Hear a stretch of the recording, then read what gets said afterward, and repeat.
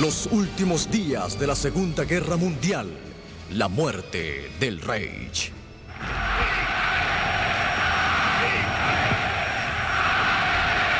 Con Europa bajo su dominio, Adolfo Hitler se sintió seguro de que su glorioso Tercer Reich perduraría más de 1000 años. No obstante, en el otoño de 1944, sus soldados habían dejado de avanzar y se replegaban en dos frentes de batalla. Entonces las fuerzas inglesas y estadounidenses liberaban Francia y el ejército rojo ruso comenzaba a acercarse desde el este. La invasión de Alemania representaba una amenaza para Hitler. Los secretos de las atrocidades de los nazis saldrían a la luz pública. La derrota significaba igualmente perder las riquezas del Reich. Era evidente que la alianza entre el oeste y la Rusia comunista se basaba en una meta en común: detener a la máquina de guerra nazi. Sin embargo, durante los últimos días de la guerra, los aliados se disputaban el botín.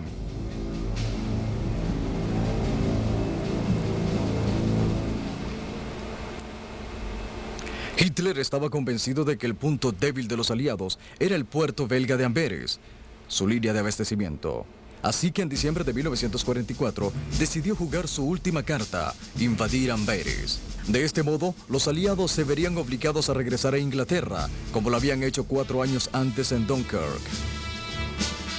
If that happened, Stalin might very well say to himself, those blankety-blank capitalists, I should have known better than to ever trust them. They're going to leave me to fight Hitler alone again.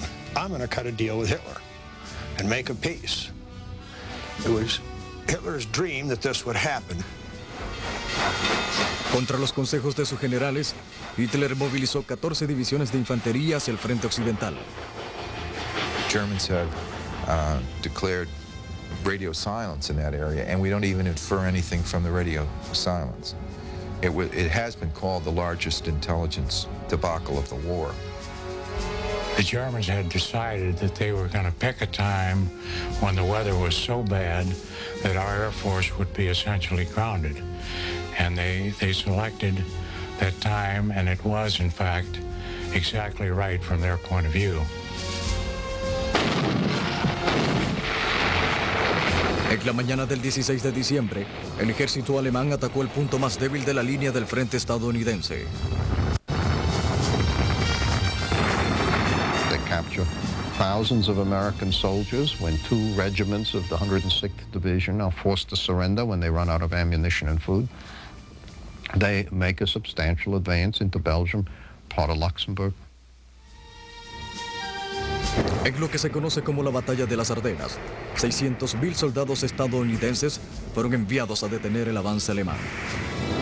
As the German penetration increased in depth, we continued to see it off the flanks. Therefore, the Germans had to commit troops themselves, and the further out they got, the weaker they became.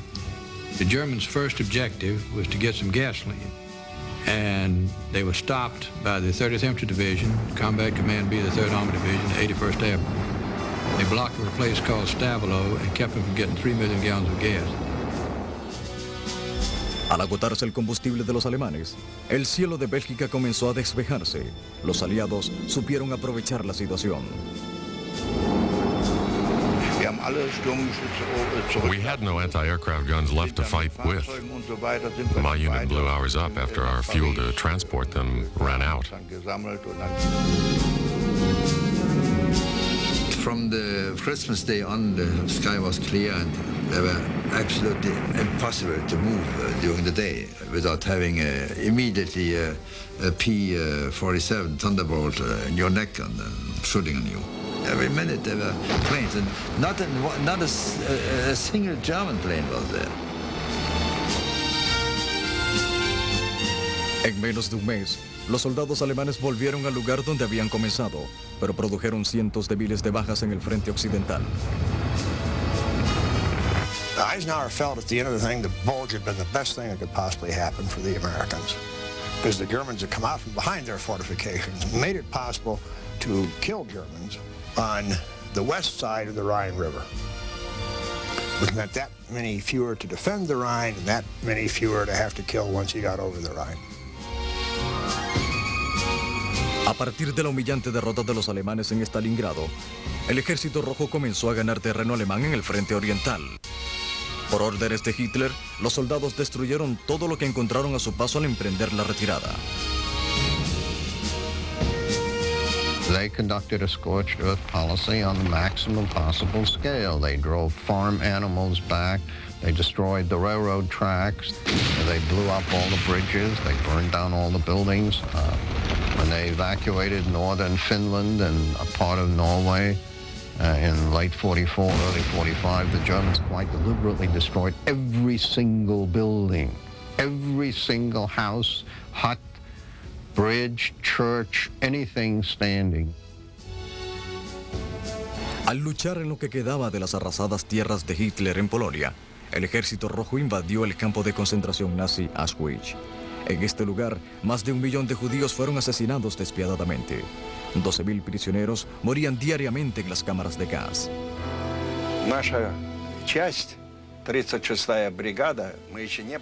Our Brest Brigade number 36 came upon Auschwitz.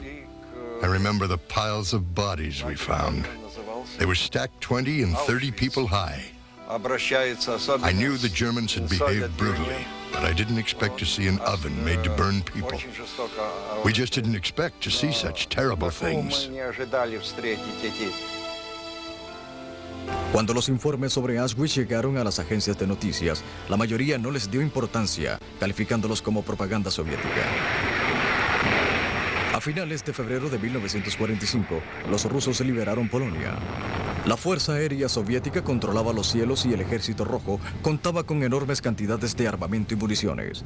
Se necesitaba una razón para continuar la batalla. When the Red Army got to the German borders, Stalin issued an order of the day in which he told his troops, remember when you get into Germany, only the unborn are innocent. One of the ways in which they tried to motivate them was to tell them this is now your opportunity to take revenge for all the terrible things that the Germans have done. And that very quickly creates discipline problems within the Russian army. Лично месть, только месть была у всех. I felt feelings of revenge. Everybody had this feeling. Our battle cry was death to the fascists. The Germans destroyed everything on Russian territory. They killed our people. На нашей территории. Отец был расстрелян, мама находилась на оккупированной территории. My father was killed, and my mother was twice forced into slavery. But I tried to see the difference between Germans and Nazis. I had a personal motto: victory or death. Muchos rusos recibieron informaciones de que no se les culparía por los crímenes cometidos en territorio alemán.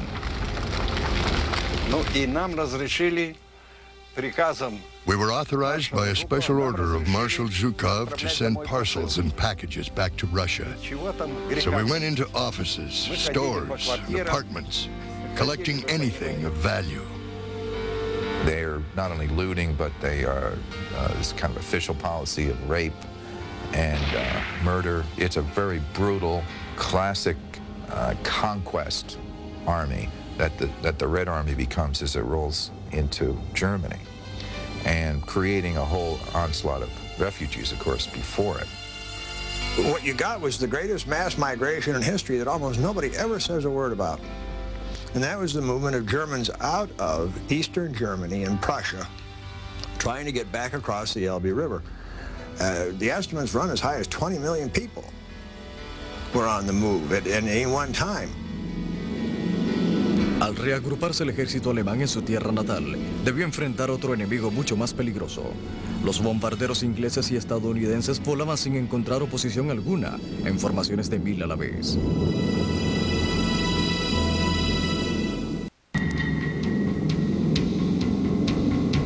En 1945, los bombarderos de los aliados tenían el dominio del espacio aéreo alemán, pero los explosivos que lanzaban escapaban de su control, pues durante la guerra destruyeron una serie de fábricas de armas que fueron reconstruidas o trasladadas bajo tierra. None of that really did any good. We worked terribly hard at it, lost a lot of planes and and brave aviators, but the Germans could repair the damage more quickly than we could re-attack those plants. You had to go after bigger enterprises, more basic enterprises. Los aliados comenzaron a invadir depósitos petroleros, refinerías químicas, acerías y plantas eléctricas. No obstante, los blancos más buscados eran los mismos alemanes. I think people in 1945 made really no distinction between Hitler and the Germans. They were all the enemy. And what happened to them was their fault. If they hadn't started it, they wouldn't have suffered the consequences. En 1944, casi la mitad de los blancos de los aliados eran ciudades alemanas. Es so, dass das Abhören von Fremdsendern, ja, wurde damals. There was no way to know when the bombers were coming. You could listen to enemy radio, but we would be subject to the death penalty if we did. Anyone who listened didn't tell others for fear of being turned in.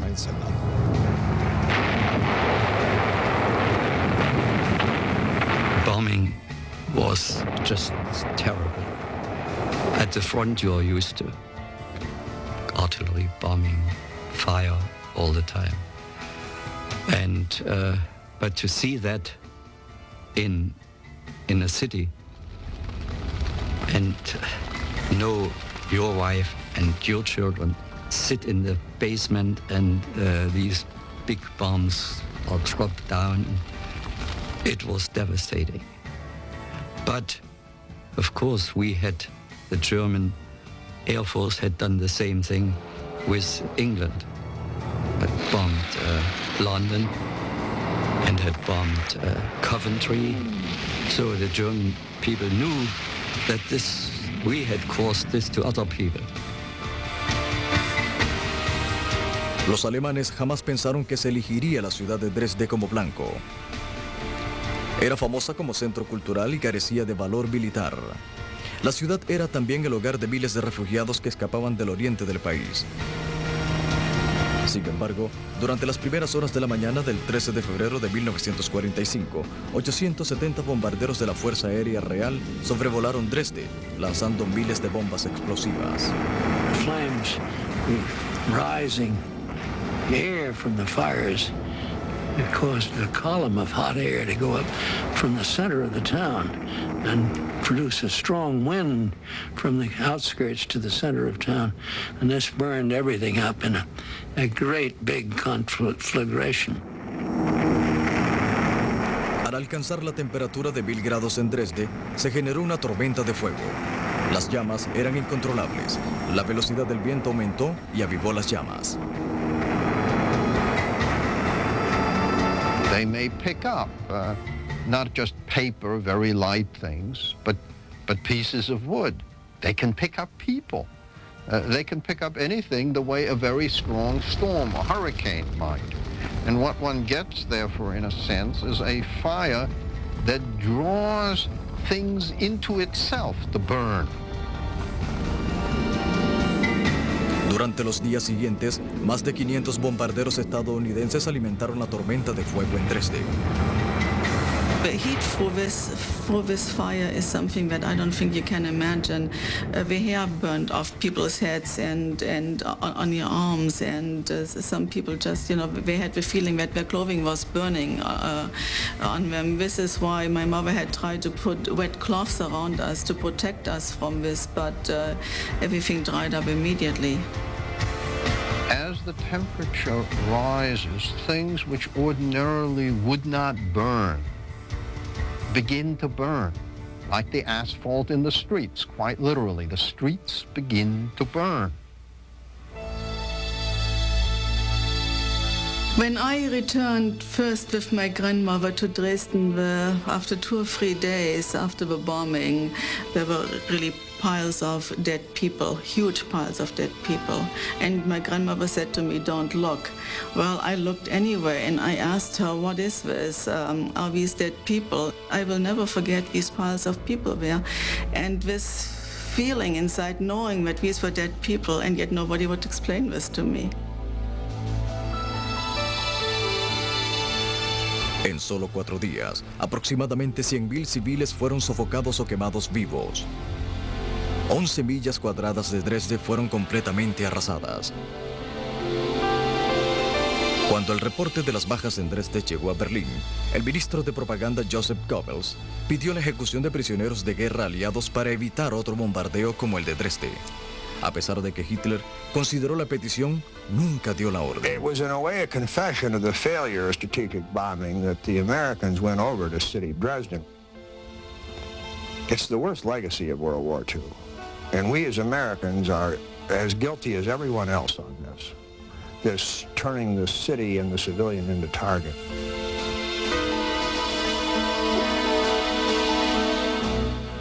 Después del bombardeo de Dresde, el primer ministro británico Winston Churchill criticó los bombardeos a poblaciones alemanas al afirmar que su único objetivo fue el de causar terror. Sin embargo, 2 semanas después, 1.200 bombarderos aliados atacaron Berlín, la capital alemana, y la guerra aérea continuó. La Fuerza Aérea justificaba sus ataques alegando que era muy difícil capturar ciudades fortificadas. Debido a que la invasión al corazón de Alemania estaba por comenzar, pocos soldados se quejaban. El río Rin no había sido cruzado por fuerzas enemigas desde que las fuerzas de Napoleón lo hicieron en 1805. Los alemanes no les facilitarían la tarea. Cuando los aliados llegaron al Rin, encontraron los puentes destruidos. Pero cuando unidades de avance de la 9ª División Blindada llegaron al pueblo de Remagen en Alemania el 7 de marzo, se sorprendieron al encontrar un último puente aún intacto. Era el puente ferroviario de Lunderford, en proceso de ser demolido. Mientras los alemanes colocaban los explosivos, los norteamericanos avanzaron por el puente y capturaron el otro lado. En 24 horas, 8.000 soldados cruzaron el Rin. I fought very long time, 8 days, the Americans at the Remagen, the Remagen area. I commanded the battalion. I was all officers ahead of me were wounded or killed, and I got the battalion leader at the end of March. But you know, our fighting was very without any hope. We did it for the honor, you know. The success of the Americans in getting across at Remagen and then holding the bridgehead against very determined German efforts make the crossing elsewhere easier, because the Germans have a limited number of reserves, and when they put them against the Remagen bridgehead, they by definition don't have them available either further north, where Montgomery is to cross, or further south, where Patton is crossing between the two events. Hitler ordenó la ejecución del equipo a cargo de destruir el puente y envió tropas de artillería y aviación a destruirlo. Pero los refuerzos aliados siguieron llegando. El golpe final fue dado por 23.000 paracaidistas norteamericanos y británicos. I think each one of us must have weighed close to 300 pounds. I remember boarding the planes. They had 2 men helping us at the top to pull us up, and another one to shove us in. You carried all kinds of weapons and equipment. Fue la operación de paracaidistas más grande de la historia. 1.600 unidades de transporte y 1.300 planeadores fueron enviados a cruzar el Rin. Incluso Winston Churchill estaba cerca del lugar para presenciar el espectáculo. I remember I walked to the front of the plane. I was hanging out of the plane, and with my left arm holding on to the line, and I'm waving to the men, and they're waving us on, because it must have been an awesome sight to them. As we approached the Rhine, then, of course, we got the green light, and the plane suddenly jumped to about 500 feet.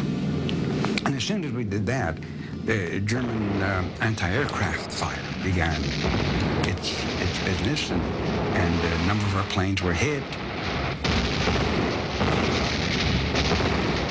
You can hear the shrapnel hit the side of the plane like hail, heavy hail. Something hit the left engine and it caught fire. And so we swerved out of the formation and banking on the left, and we fell out of the plane. British gliders came in, and the fields were spiked. So when the British gliders came in, they were ripped apart. And as soon as they came in, the Germans would put machine guns on. It was like a movie. the thing is, it's fear and fascination. You're caught between the two. It's marvelous to watch this. At the same time, you're a part of it. Los paracaidistas plenaron las líneas de defensa alemanas para unirse luego a las fuerzas terrestres aliadas en su avance a través de Alemania. Su primer objetivo era el área de Ruhr, que incluía las ciudades industriales de Colonia y Düsseldorf. Fue este uno de los combates de casa a casa más despiadados de la guerra. One tank would get on the right side, and the other would get about 50 yards ahead on the left side of the street. The tank on the right side would fire about a block down the street at the buildings on the left side of the street and try to shoot the tops of the buildings off with white phosphorus and set them on fire. The tank on the left side would shoot across the street to the buildings on the right side and try to set those buildings on fire at the roof. If there were any Germans on the roof, they'd run down the basement. The infantry would come up and throw hand grenades into the basement, the windows there. And if any Germans left there, they'd be killed. And after that, what was left on the upper floor would run out the door and they'd try to capture them and kill them then.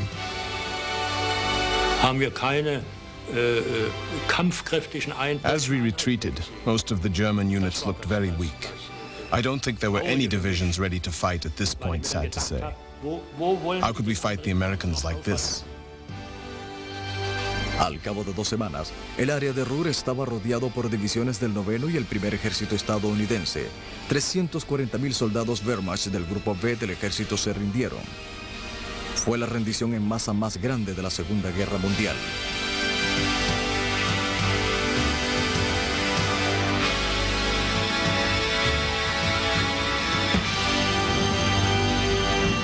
Los ejércitos aliados avanzaban con paso firme hacia Berlín. El 11 de abril, la segunda división blindada del ejército norteamericano alcanzó el último gran obstáculo, el río Elba. Estaban a 53 millas de Berlín. Del otro lado de la ciudad capital, más de 1 millón de rusos esperaban por la orden de atacar. El ejército rojo estaba a solo 33 millas de distancia. Dentro de la ciudad, los bombardeos aliados obligaron a Hitler a refugiarse bajo tierra en un sótano, a 55 pies debajo del edificio de la Cancillería del Reich. El búnker del Führer tenía 30 pequeñas habitaciones conectadas por estrechos y oscuros pasajes. El único contacto de Hitler con el mundo exterior era la radio, y todos los días su ministro de propaganda aseguraba al pueblo alemán que la victoria estaba cerca. Este mensaje milagroso también era arrojado desde aviones. We found then the leaflets that were thrown up from German aircrafts telling the public that it will be only a question of weeks that Germany will win the war. The wonder weapons will change the whole history. We will be the best, and all the Russians and Americans will be thrown out of the country. El 12 de abril, Hitler creyó que el milagro había sucedido. We interrupt this program to bring you a special news bulletin from CBS World News. A press association has just announced that President Roosevelt is dead. El presidente Roosevelt murió en Warm Springs, Georgia, el día siguiente de que los aliados llegaran al río Elba. In the final days of Hitler, Goebbels, his propaganda minister, would read from him from Carlyle's Frederick the Great.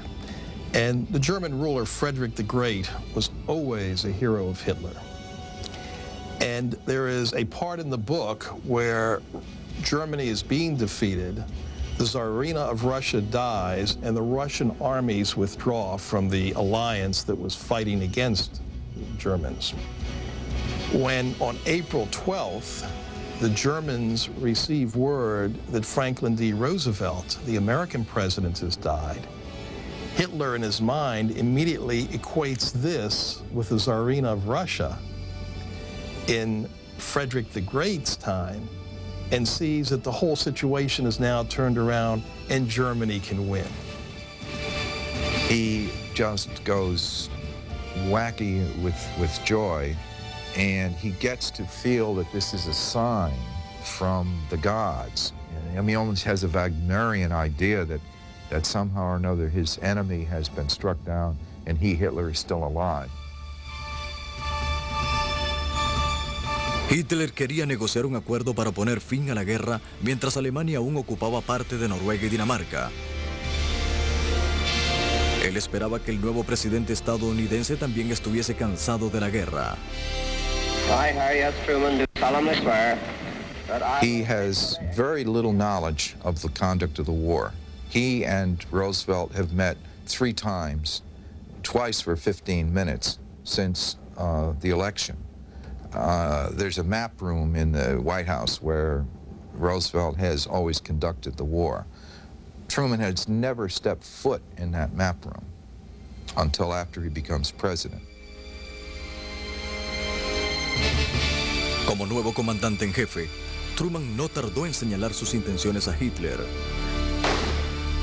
As I recall, his very first comments were that we're going to keep the same team, we're going to keep the same policies, and most explicitly, we're going to hold to the policy of unconditional surrender. Sin negociaciones, no habría milagros para Hitler y los aliados seguían llegando. Cuando las tropas de los ejércitos occidentales invadieron Alemania, presenciaron horrores a cada paso, pero no estaban preparados para lo que vieron en los campos de concentración nazis. We thought we knew how terrible evil the Nazis were, but we hadn't known until these camps were uncovered. The 101st Division actually captured, overran 6 of the German concentration camps. And of course, the spectacle that they found there was enough to make even a hardened soldier quite ill. El gobierno nazi construyó más de 100 campos para matar judíos, gitanos, homosexuales y otras personas catalogadas como enemigos del Estado totalitario.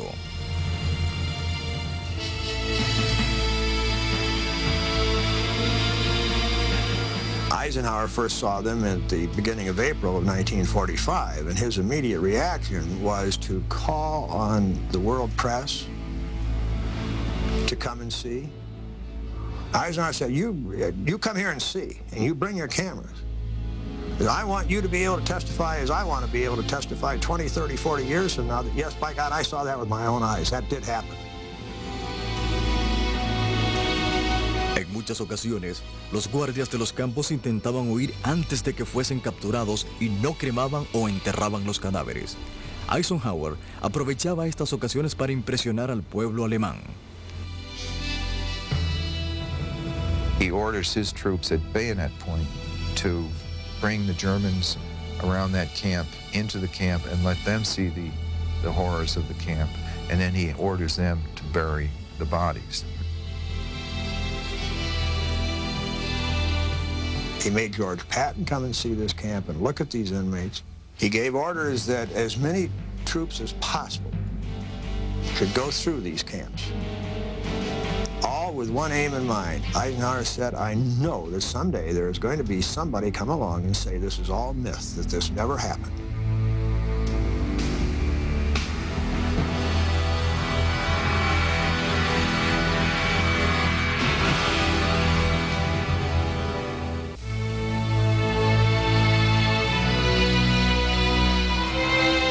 Semanas antes de su muerte, el presidente Roosevelt se reunió con los otros 2 líderes aliados en Yalta para negociar cómo quedaría dividida Alemania después de la guerra.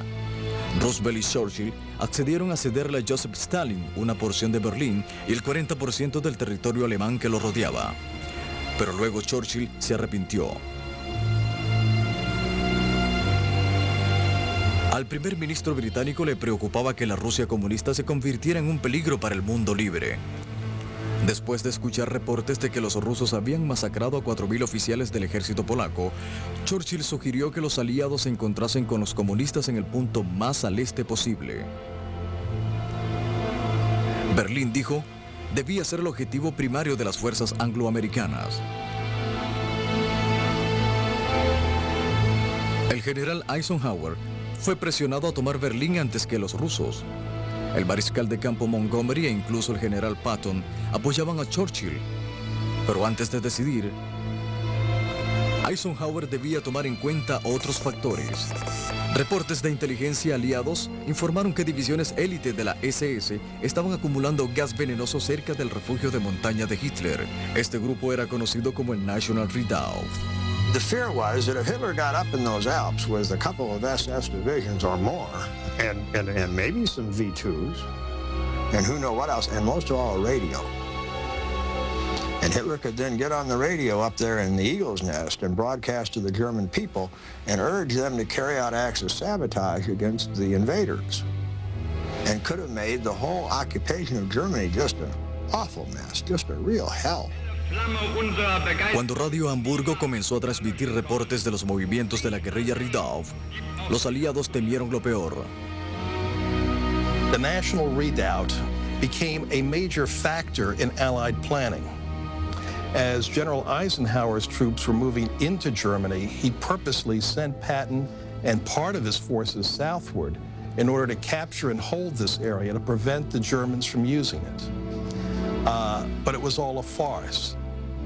In fact, there was no German plan to hold out in a national redoubt, and the Allied fears of such a redoubt were ill-founded.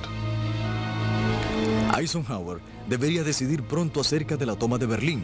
El general Omar Bradley le advirtió que capturar la ciudad costaría las vidas de 100,000 soldados norteamericanos. Eso habría sido demasiado para Eisenhower. El 28 de marzo envió un cable a Stalin. Los rusos podían tomar Berlín. In the end, Eisenhower felt they deserved it. They've paid the highest cost. 8 out of 10 Wehrmacht soldiers killed in World War II were killed by the Red Army.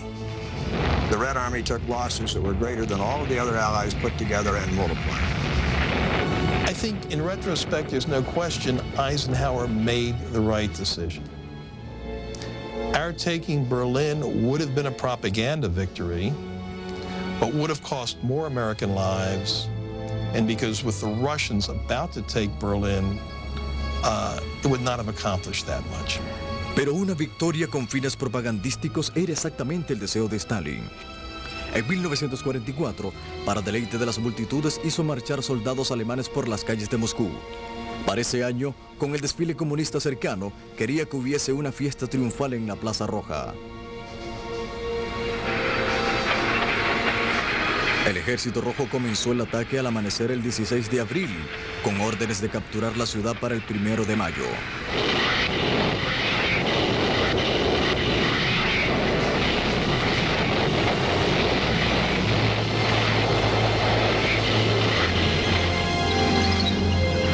Los rusos atacaron por dos flancos.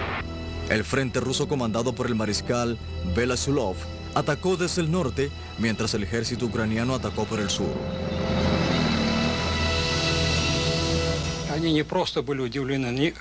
The Germans were not only surprised, they were shocked. It was so sudden.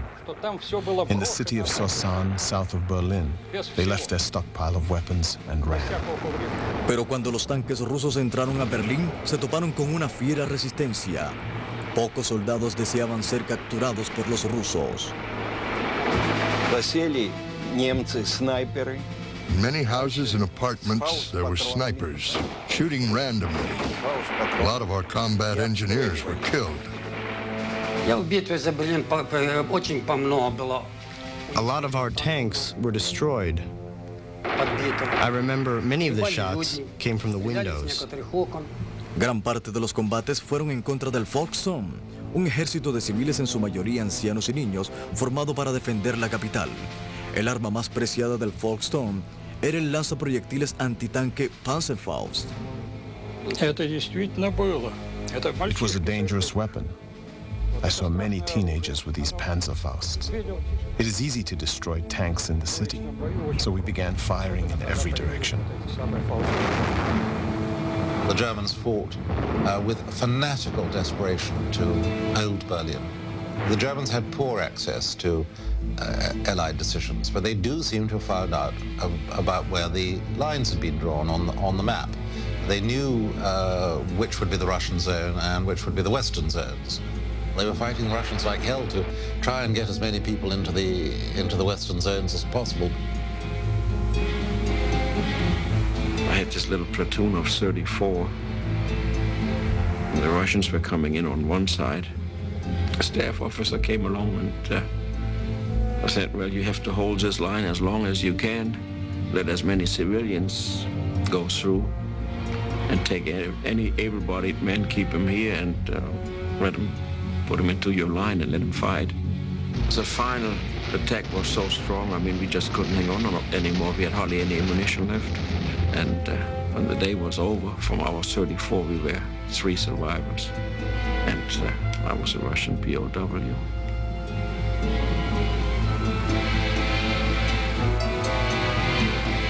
Desde su refugio debajo de la Cancillería, Hitler dirigía la guerra. A pesar de que estaba protegido por un techo de concreto de 16 pies de espesor, el constante bombardeo de la artillería lo trastornaba. Sus manos temblaban, su estómago le producía fuertes dolores y ya no dormía en las noches. Los bombardeos lo atormentaban y lo acosaba el fantasma de sus fracasos militares. There's a very interesting passage recorded by one of his doctors in which Hitler discusses with him how he sleeps. He says that night after night the battle plan of Stalingrad imprints itself on his mind, and he can remember where every division is and how he moved them. And this sort of cinema plays through the night hours over and over again. He goes back to Stalingrad and how he fought the battle and what went wrong. Durante meses, los colaboradores de Hitler le rogaron regresar a su refugio en las montañas de Baviera para continuar peleando desde el sur. Pero el 20 de abril, Hitler tomó una decisión. Se quedaría en Berlín y pelearía hasta el final.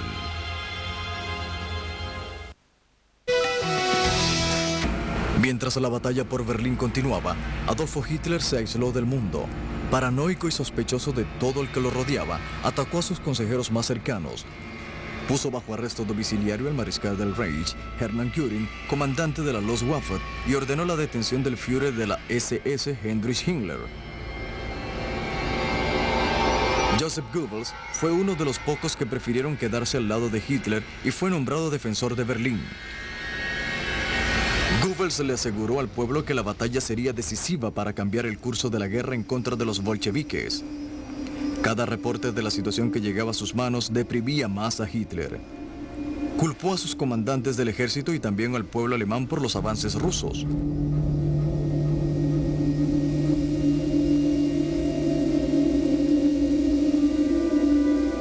Para ese entonces, miles de habitantes de Berlín vivían bajo tierra en túneles ferroviarios para escapar de los bombardeos.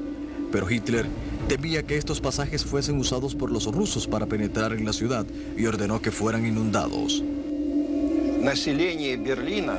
The Berlin residents hid in the railroad tunnels. When they were flooded, many Germans were killed. I was in these subways and saw a lot of bodies. Women, children, toys, dinner plates. One has to see this as a part of his own view of the world and of history in racial terms. When people are perceived, if you will, as raw material, then one gets into this rather extraordinary notion that if the German people weren't smart enough and energetic enough and hardworking enough and determined enough to follow him to victory, a man of his genius, as he was convinced, then they were obviously inferior and they might as well all go down the tubes as far as he was concerned. Aún así, no había duda sobre el avance ruso.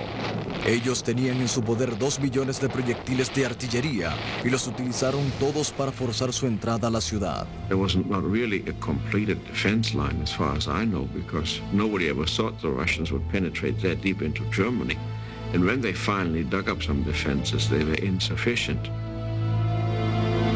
El general Helmut Weitlin era el comandante de la defensa de Berlín. Su comandante de operaciones era Siegfried Knapp. We had to count every artillery shot because the ammunition was so rare. And then in Berlin, we had hardly any. And there could be nothing flown in. El cumpleaños de Adolfo Hitler era usualmente una fiesta nacional, pero sin electricidad, gas ni comida, pocos lo recordaron. Los aliados no lo olvidaron. Ese día, 1000 bombarderos fueron enviados sobre la ciudad.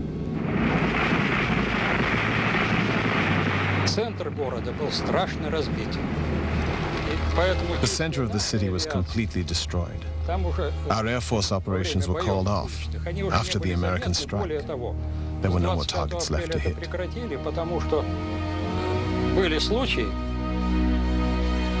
Cuando el bombardeo cesó, Hitler salió de su búnker en lo que sería su última aparición pública para condecorar a jóvenes del Frente Oriental. A pesar de que Berlín se derrumbaba a su alrededor, su fe en el Führer estaba intacta. It is his psychological hold over people over whom he had no physical control at all is absolutely extraordinary. To the last breath that he drew, his hold over Germany was total. El 25 de abril, los norteamericanos se reunieron con los rusos en el río Elba, 75 millas al sur de Berlín. Los aliados tenían la ciudad rodeada.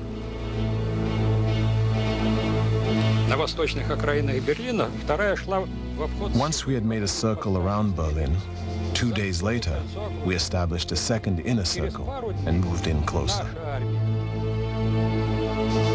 Rodeado por completo, Hitler estaba aún a la espera de un milagro militar. He would look at his map. He would place armies there, which consisted of battalions or at most regiments. But in his mind, because he'd given orders to assemble an army to relieve the capital, Berlin, he expected the army to appear. He had just totally lost touch with reality. Al evidenciarse la captura de la ciudad por parte de los rusos, el general Weitling terminó un plan para escapar de la ciudad y lo presentó a Hitler. When Weitling submitted our plan of breaking out, Hitler looked at the map and said, "No, no, Weitling. I don't want to die like a vagabond in the street." And General Weitling got terribly upset. We all had seen thousands of soldiers dying in the street for Hitler. My own brother died. So we were both very, very much upset. And there was no good feeling for Hitler anymore, if there had been before. El 29 de abril, Adolfo Hitler se casó con su amante Eva Braun en una ceremonia preparada a última hora. De acuerdo con la ley alemana, ambos juraron descender de familias completamente arias. Después de una breve recepción, Hitler se retiró a su habitación donde dictó su última voluntad y testamento. No se responsabilizaba por la guerra y alentaba al pueblo alemán a continuar la lucha contra los judíos. Luego agregó: "Mi esposa y yo hemos decidido morir para escapar a la vergüenza de la rendición." As the Führer bunker, Berlin, the Third Reich was collapsing around him, Hitler sent out 3 messengers carrying his last will and testament, trying to get to Admiral Dönitz, who was in northern Germany, who was commander-in-chief of the German Navy. Hitler named Dönitz as his successor to be Führer of the Reich. Tras escribir su testamento, Hitler se enteró de que su amigo fascista Benito Mussolini había sido fusilado y colgado de los pies en Milán. Hitler entonces se preparó para su propia muerte. Un ayudante le entregó cápsulas de vidrio llenas de cianuro. Hitler le dio la primera a su pastor alemán, Blondie. Según su confidente, Albert Speer, el perro era mucho más importante para él que muchos de sus colaboradores. The irony is this man who always appeared in German newsreels with his dogs, very carefully had his dogs poisoned to test how effective and how quick the poison would act. Poco después, llevó a Eva Braun a su habitación. Ella se envenenó. Y luego Hitler se puso un revólver en la cabeza, mordió una cápsula de cianuro y apretó el gatillo. Once he was dead, his chauffeur and others carry out his last orders, which were to carry him up into the courtyard, which was being shelled at the time by the Russians. Doused he and Eva Braun with gasoline, set them afire, buried them in a shallow grave. La muerte de Hitler fue anunciada por la radio con la séptima sinfonía de Bruckner como fondo musical. It is reported from the Führer's headquarters that this afternoon, our Führer, Adolf Hitler, fell in his command post in the Reichschancellery, fighting with his last breath for Germany against Bolshevism. 2 días después del suicidio de Hitler, el ministro de propaganda, Joseph Goebbels, y su esposa reunieron a sus 6 hijos y los envenenaron.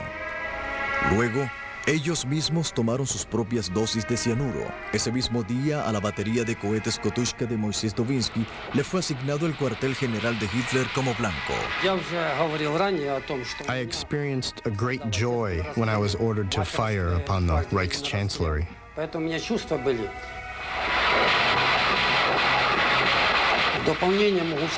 I counted 128 rockets we fired that day.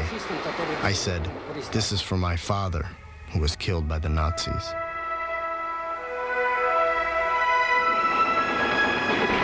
El 1 de mayo, el Ejército Rojo capturó el último reducto nazi, el edificio del Parlamento del Reichstag. Los rusos estaban seguros de que Hitler se encontraba dentro.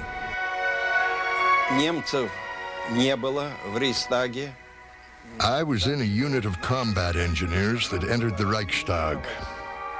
Our task was to remove enemy landmines. When we got to Hitler's office, all we found was a great chandelier that had fallen to the ground. Los rusos continuaron la búsqueda y en el jardín de la Cancillería del Reich encontraron una tumba poco profunda y exhumaron el cuerpo de Hitler.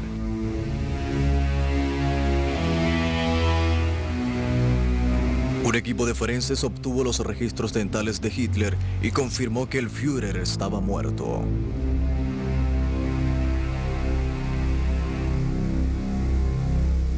También había fascinación por los cuerpos de la familia Goebbels. I saw Goebbels lying on a table. His body was badly burned, but he still had one shoe left on. We were joking among ourselves. This is the man who said the Russians would never enter Berlin.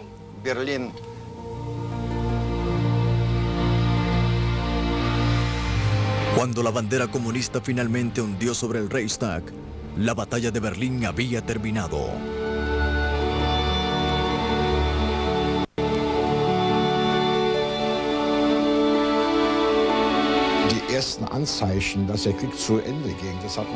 You could tell the day it was all over from the many uniforms that were lying on the streets. The women were throwing uniforms in the street to save their husbands from being recognized as soldiers. El Tercer Reich se encontraba en completa sumisión a medida que los rusos se preparaban para el más grande acto de venganza. 3,5 millones de soldados alemanes fueron obligados a marchar hacia Rusia. Nunca más se volvió a escuchar de la mitad de ellos. La paz finalmente llegó a Europa, pero la pesada cortina de hierro tendida por Rusia en Berlín significó el comienzo de otra guerra aún más fría de la que aún hoy escuchamos hablar.